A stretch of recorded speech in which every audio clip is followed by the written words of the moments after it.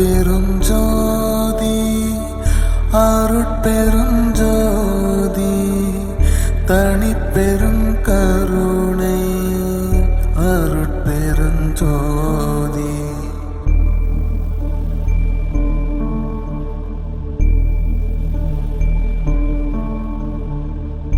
அருட்பெருஞ்சோதி அருட்பெருஞ்சோதி தனிப்பெரும் கருணை அருட்பெருஞ்சோதி.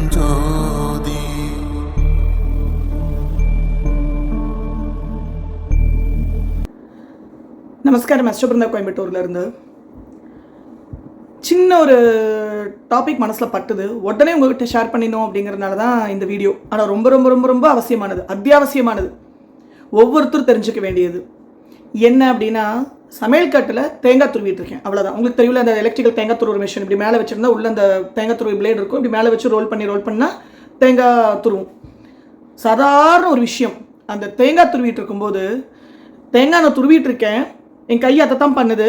ஆனால் என் கண்ணு ஜன்னலை பார்த்துட்டு எண்ணங்கள் வேற ஒரு பக்கம் போகுது. எங்கே போகுது? லாஸ்ட் வீக் ஒரு டாக் வந்து ஒரு ரெஸ்கியூரை கடிச்சிருச்சு. இப்போ அவங்க என்ன பண்ணியிருக்காங்க, ஒருவேளை அப்படி கடிச்சிருந்தா, ஒருவேளை இப்படி கடிச்சிருந்தா, ரேபிஸ் அண்ட் போஸ்ட் ரேபி, நம்ம ப்ரீ ரேபிஸ் வேக்சினேஷன் எதுவும் போடாமல் இருந்திருந்தா, அப்போ கவனம் ஃபுல்லாக எனக்கு அந்த சைடே போயிட்டுருக்கு. அடுத்த செகண்ட் போகிற எண்ணங்களை நான் இழுத்து பிடிச்சி நிறுத்துறேன். என்ன பண்ணிட்டு இருக்க?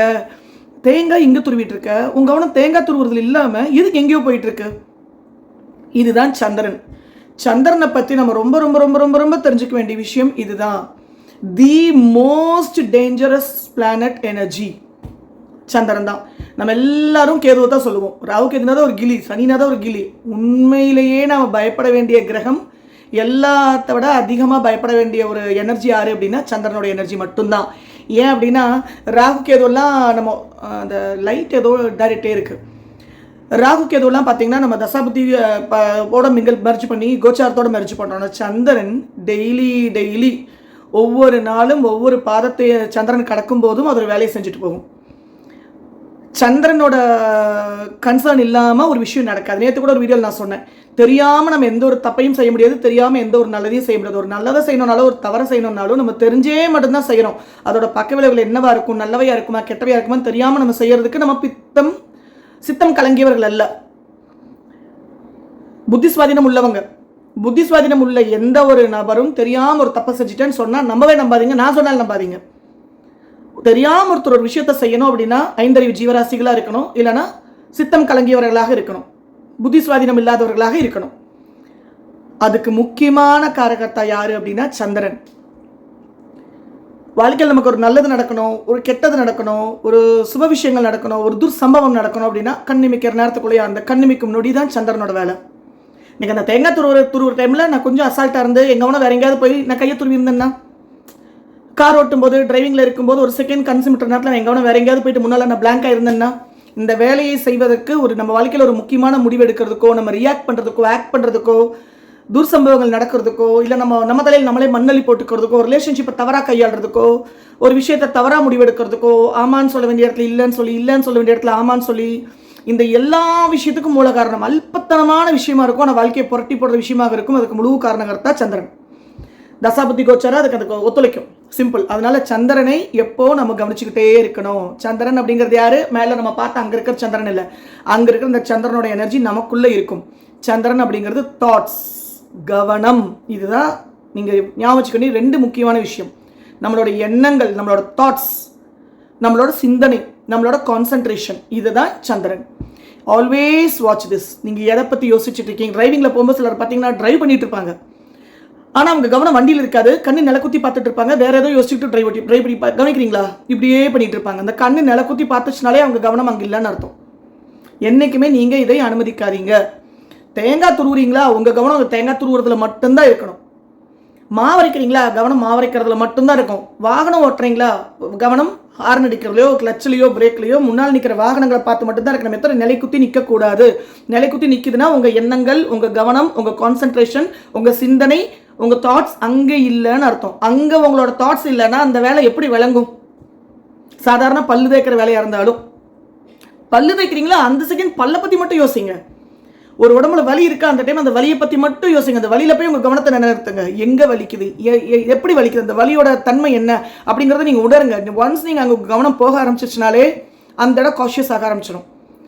வலியை கவனிக்கணும், வேதனையை கவனிக்கணும், கஷ்டங்களை கவனிக்கணும், சந்தோஷங்களை கவனிக்கணும், அந்த நொடி வாழணும். அதுதான் சந்திரனுடைய மிகப்பெரிய பாசிட்டிவான ஆக்டிவேஷன். வெறும் ஜென்ம நட்சத்திரம் தானே, மேஷராசி அஸ்வினி தானே, ரிஷபராசி ரோகிணி தானே, கிடையாது. அந்த நட்சத்திரம் நம்ம ஒரு விஷயத்தை எப்படி எதிர்கொள்கிறோம், நம்ம ஒரு விஷயத்தை எப்படி பார்க்குறோம், ஒரு விஷயத்தை நம்ம எப்படி அணுகிறோம் அப்படிங்கிறத inch by inch, second by second முடிவு பண்ணும். நம்ம அந்த செகண்ட் பை செகண்ட் நம்ம மனசுக்குள்ளே ஓடுற எண்ணங்கள், நம்ம நினைக்கிற ஒரு விஷயங்கள், நம்ம எடுக்கக்கூடிய ஒரு முடிவுகள், நம்மளோட கான்சென்ட்ரேஷன் நம்மளோட வாழ்க்கையில் எக்ஸ்ட்ரீம் பிளெஸிங்ஸ்க்கும் கொண்டு போகும், எக்ஸ்ட்ரீம் கர்ஸுக்கும் கொண்டு போயிடும். நான் சொல்கிறது ஒரு சீரியஸ்னஸ் புரியுது இல்லைங்களா? சிம்பிள் அட்வைஸ் என்ன அப்படின்னா, அட்வைஸ் இல்லை, இது நானும் அடக்கம் தான். ஏன்னா நான் தேங்காய் துரும்போது கவனம் எங்கே போச்சு பார்த்தீங்களா? நாய் பின்னால் போச்சு, நாய் கடி வாங்கினா ரெஸ்கியூர் மேலே போச்சு. சாதாரண விஷயம். அந்த நொடி வாழ்ந்துருங்க. அது சந்தோஷமாக இருந்தாலும் சரி, அது துக்கமாக இருந்தாலும் சரி, அது அழுகையாக இருந்தாலும் சரி, அது ஹாப்பினஸாக இருந்தாலும் சரி, எட்டர்னல் பிளிஸ்ஸாக இருந்தாலும் சரி, உங்களுக்கு அந்த அந்த உணர்வு ஒரு உணர்வு வரும் பார்த்தீங்களா? அந்த நொடி அந்த உணர்வில் லயிச்சிருங்க. அடுத்த நொடி உணர்வு மாறிடும், நம்மளோட எண்ணம் மாறிடும், நம்ம டைவர்ட் ஆயிடுவோம். அதுதான் அங்கே இருக்கிற விஷயம். ஆனால் அந்த உணர்வையே போய் பிடிச்சிட்டு நிற்கும் போது தான் மாட்டிக்குவோம். நமக்கு ஒரு வலி இருக்குது, அந்த வலி ஆக்சுவலாக போயிடுச்சுன்னு வச்சுக்கோங்க. இந்த ஒரு நொடி நமக்கு வலிக்குது பயங்கரமாக, இது ஒரு 5 நிமிஷம் நமக்கு வலிச்சிட்டு இருக்கு. அந்த வலி வலிச்ச போது நமக்கு உணர்ந்திருப்போமா, ஃபீல் பண்ணியிருப்போமா? 10 நிமிஷம் அந்த வலியை பற்றி நினைக்கக்கூடாது. அந்த வலி மறந்து போயிருக்கும். அந்த வலி மாறி போய் நம்ம வேற ஒரு உணர்வில் இருப்போம். வேற ஒரு உணர்வில் இருக்கும்போது இந்த பழைய வலியை யோசிச்சுட்டு இருக்கக்கூடாது. அதை வலிக்கும் போது எனக்கு எப்படி இருந்துச்சு தெரியுமா? ஆமாம், வலிக்கும் போது அப்படி தான் இருந்திருக்கும். அந்த நொடி வாழ்ந்து நம்ம பழகிட்டோம், அந்த நொடியில் இருக்கிற உணர்வுகளை அனுபவிச்சு பழகிட்டோம் அப்படின்னா இதை விட வாழ்க்கையில் மிக சிறந்த பரிகாரம் உலகத்தில் இருக்கவே முடியாது. ஏன்னா நம்ம பாஸ்ட்டை பற்றி யோசிக்கவே மாட்டோம், ரிக்ரெட் பண்ணவே மாட்டோம். பழி வாங்குற உணர்ச்சி, குரோதம், உள்ளுக்குள்ள வெஞ்சன்ஸை வச்சுட்டு இருக்கிறது, பழசை நினைச்சு ஏங்கிட்டே இருக்கிறது, அழுதுகிட்டே இருக்கிறது, புழுங்கிட்டே இருக்கிறது, இல்லை பழச கிடைச்ச சந்தோஷத்தை நினச்சி இப்போ கிடைச்ச துக்கத்தை உணராமல் பழசை நினச்சிட்டே நான் அன்னைக்கு நான் சந்தோஷமா இருந்தேன், அன்னைக்கு எனக்கு பேங்க்ல அவ்வளோ பேலன்ஸ் இருந்தது, இன்னைக்கு நான் சாப்பாடு கூட வழி இல்லாமல் இருக்கு, இன்னைக்கு எனக்கு செக் பவுன்ஸ் ஆகிட்டு இருக்குன்னு சொல்லிட்டு இருக்கும்போது இன்னைக்கு நம்ம என்ன பண்ணணுங்கிறது நமக்கு தெரியாமல் போயிடும். ஏன்னா நம்ம என்ன பழசு வந்து கிளம்பி வரவே இல்லை. முதல்ல பழசை அந்த சட்டையை காலி பண்ணி அந்த விஷயத்தை வேக்கம் பண்ணால் மட்டும்தானே புது எனர்ஜி உற்பத்தி ஆகும். நிறைய பேர் ரெமெடி கேட்கும்போது இன்ஸ்டண்ட்டாக ஒர்க் பண்ணுற மாதிரி கேட்பாங்க. அஸ்ட்ராலஜர் வந்து ஒரு டார்ச் அடிச்சு லைட் அடிச்சு காமிக்க முடியும், அவ்வளோதான். நம்ம அந்த ரெமெடி வந்து முழுசு அவங்க இறங்கி உள்ள செய்ய முடியாது. ரெமெடிக்கு ரொம்ப ரொம்ப ரொம்ப ரொம்ப முக்கியமான விஷயம் என்னன்னா, அந்த நிமிடம், அந்த நொடி, அந்த இடத்துல மென்டலி ப்ரெசென்ட்டாக இருக்கணும். ஃபிசிக்கலி மட்டும் ப்ரெசென்ட்டாக இருந்து மென்டலி ஆப்சென்ட் ஆகக்கூடாது. வாழ்க்கையில் ஒருத்தர் உயர் நிலையை அடையணும், நல்ல நற்கதியை அடையணும், நிறைய நல்ல விஷயங்களை நம்ம அனுபவிக்கணும் அப்படின்னா அந்த நொடி வாழ்ந்து பழகி பாருங்க. அந்த நொடி அப்படியே உணருங்க. நிறைய விஷயங்கள் உங்களுக்கு தெளிவு கிடைக்க ஆரம்பிச்சிடும். பழசை பிடிச்சி தொங்கிட்டே இருக்கக்கூடாது. அது குட்டாக இருக்கட்டும், அது பேடாக இருக்கட்டும். எப்போ நம்ம பழசை பிடிச்சி தொங்கிட்டே இருக்கோமோ, பழசை பற்றியே பேசிட்டே இருக்கோமோ, என்னைக்கு நம்ம சிந்தனை இருக்கிற இடத்துலேருந்து கவனத்தில் வேற இடத்துல தசை திரும்பி போகுதோ அவங்களுக்கு அன்னைக்கு அப்போ Chandran wash out. Simple logic. Chandran wash out ஆனால் எதெல்லாம் பிளஸ்ஸிங்காக இருக்கோ அந்த பிளஸ்ஸிங் எல்லாம் கேர்ஸாக கூட மாறிடும். சந்திரன் மூலமாக மட்டும்தான் நம்ம வாழ்க்கையில் ஒரு நல்ல விஷயம் நடக்கிறதுக்கும் ஒரு கெட்ட விஷயம் நடக்கிறதுக்கும் சந்திரன் வந்து ஒரு வெஹிக்கிள், ஒரு டூல், டிரைவர். வெஹிக்கிள் வந்து நம்மளோட கர்மா. டிரைவர்னு ஒருத்தர் இருக்காங்க பார்த்தீங்களா, நம்மளை வழிநடத்தி செல்றது நம்ம கர்மா கேட்சபடி, அது வந்து சந்திரன். அதை கசகசன்னு ஆக்டிவேட் பண்ணுறோமோ, கரெக்டாக நம்ம டிரைவில் போட்டிருக்கோமா, பைலட் மோடு மாதிரி என்னமோ சொல்லுவாங்களே ஃப்ளைட் ஓட்டும் போது பைலட் மோடா, அந்த மாதிரி ஆட்டோமேட்டிக்காக அதே போயிட்டு இருக்கும். அந்த பைலட் மோடு போடக்கூடாது, நம்ம இறங்கி ஓட்டணும். பைலட் மோடு போட்டால் அது பாட்டு கசகசன்னு போகும். பைலட் மோடு போட்டு நம்ம பாட்டு தூங்கிட முடியாது. நம்ம இயக்கணும். நம்ம அந்த வண்டியை இயக்கிறது எப்படி இயக்கிறோங்கிறத பொறுத்து தான் நம்ம வாழ்க்கையில் நடக்கக்கூடிய எக்ஸ்ட்ரீம் பிளஸிங்ஸ் உங்களால் எந்த அளவுக்கு மேனேஜபிளாக கடந்து போக முடியுது, எக்ஸ்ட்ரீம் டர்ட்டி சிச்சுவேஷன்ஸ் வந்து தான் அது எப்படி உங்களால் சக்ஸஸ்ஃபுல்லாக கிராஸ் பண்ணி போக முடியுது அப்படிங்கிறத நீங்கள் தெளிவாக பிளான் பண்ண முடியும். ஸோ அந்த நிமிடம், அந்த நொடி, ஒரு பாத்ரூமில் கக்க போயிட்டு இருக்கீங்களா அதை பற்றி மட்டும் பாருங்கள். அங்கே மொபைல் எடுத்துகிட்டு போகக்கூடாது. மோஷன் போகிறீங்களா, மோஷனில் கெட்டியாக போகிறோமா, நம்ம மோஷன் லூஸ் மோஷனில் போகுதா, இல்லை கான்ஸ்டிபேஷன் ஆகுதா, அலர்ட் ஆயிடலாமா, நம்ம உடம்பு ஏதோ ஒரு மெசேஜ் கொடுக்குறா, அலர்ட் ஆகிடா, கழிவு உறுப்பு சரியாக வேலை பண்ண மாட்டேங்குது, கழிவு உறுப்பு வேலை செய்யலை அப்படின்னா அவ்வளோதான். மலச்சிக்கல் வந்து மலசிக்கல் உருவாக்கும். மலசிக்கல் எல்லா நோயும் உருவாக்கும். எவ்வளோ பெரிய விஷயமா இருக்கும். ஒரு சின்ன ஹீலர் சொன்ன அட்வைஸ் எனக்கு, மலச்சிக்கலும் ஒன்னோட ஒன்று இணைந்தது. இது ரெண்டும் பிரச்சனையாச்சுன்னா ஸ்கின்ல வெளிப்பட ஆரம்பிச்சிடும். இதெல்லாமே வாழ்க்கையில் நமக்கு ஒவ்வொரு விஷயமே இன்டர்லிங்க்டு. ஒரு விஷயம் செய்யறோமா, குளிக்கிறோமா, அந்த குளிக்கிறத என்ஜாய் பண்ணுங்க. அந்த குளிரா, அந்த சூடா, அது உணருங்க. நம்ம இப்போ உடம்புல தண்ணி ஊற்றும் போது அந்த தண்ணி நமக்கு எப்படி நம்ம ஃபீல் பண்ணுறோம்.